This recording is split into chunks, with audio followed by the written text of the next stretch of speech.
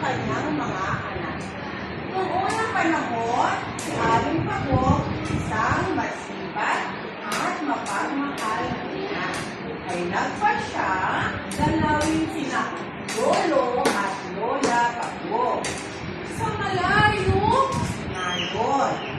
Malaking hamon na naghihintay sa kanila dahil tatlong mapanganib na anong tubig ang kailangan nilang tawagin. Kasama niya sa paglalakbay ang kanyang tatlong anak. Ang matalinong si Coco, sino to? Si Coco! Ang matapang na si Kiko, sino to? Si Kiko! At ang masagaling si Kika, sino to? Kika! Kika.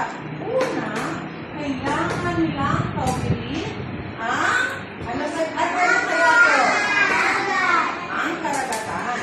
Habang naglalakad sila sa mainit na buhangin, ay bigla napasigaw si Kiko. 10 almasad! Nakakita ko ng 10 almasad!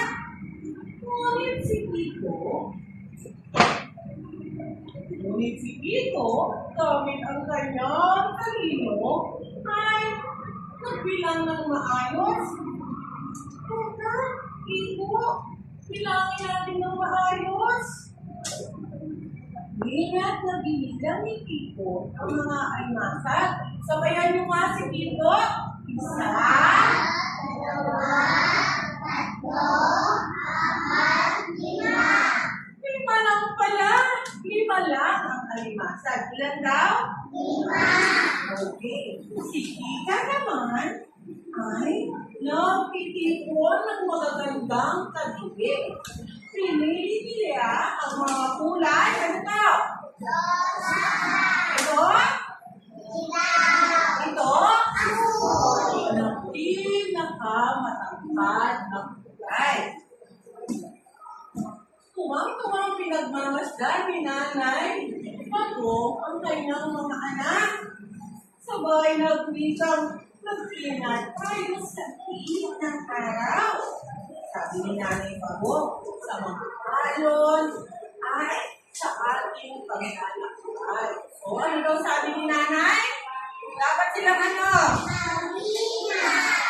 Okay, so, kinakita nila ang ano?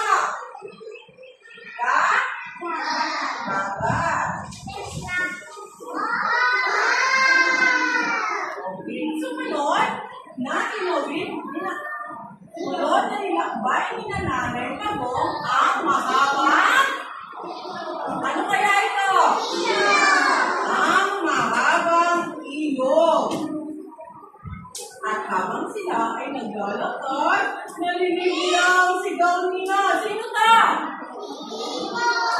Aray! Tayo nila habang lumulutang sa tubig. Muntik na siyang ano? Dahil siya ay ano? Nadulas. Ano siya? Nadulas. Okay, nadulas. Dahil matapang si Kiko, dahil ang kanyang buong tapang at lakas, ay nilakoy niya ang kabilang pampang gamit ang isang gamot.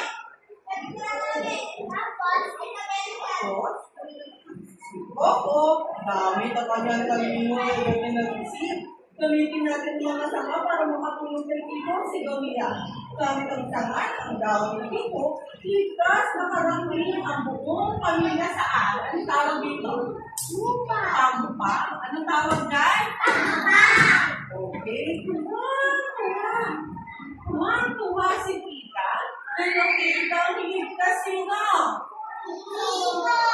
Okay. Ligtas si Kiko. So, ano ang ginawin nila? Ilog. Sumunod sa pinawin ng kanilang pamilya. Ano kaya ito? Ano yan? Ano po yan? Good. Ang muli, ang malaking lawa, ang haharapin nila. Sumakay sila sa isang daon ng lotus na halos hindi sila kaya sa bigat. Habang naglalaya, nakakita sila ng water lilies. Ano ang nakita nila? Si Kiko, gamit ang kanyang talino, ay maingat na nagsasagwa upang maiwasan ang panganib na bahagi ng lawa. At si Kiko naman, gamit ang kanyang katapangan, ay handang harapin ang anumang panganib. Si Pika naman ay masayang nagsasagwa dahil habang umaawit. Ano ginagawa niya? Umaawit. Pagkatapos ng mahabang paglalakbay,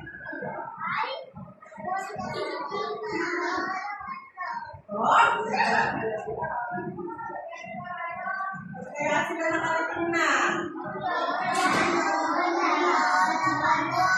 Okay, ito tagaling na. Pagkatapos ng mahabang paglalakbay,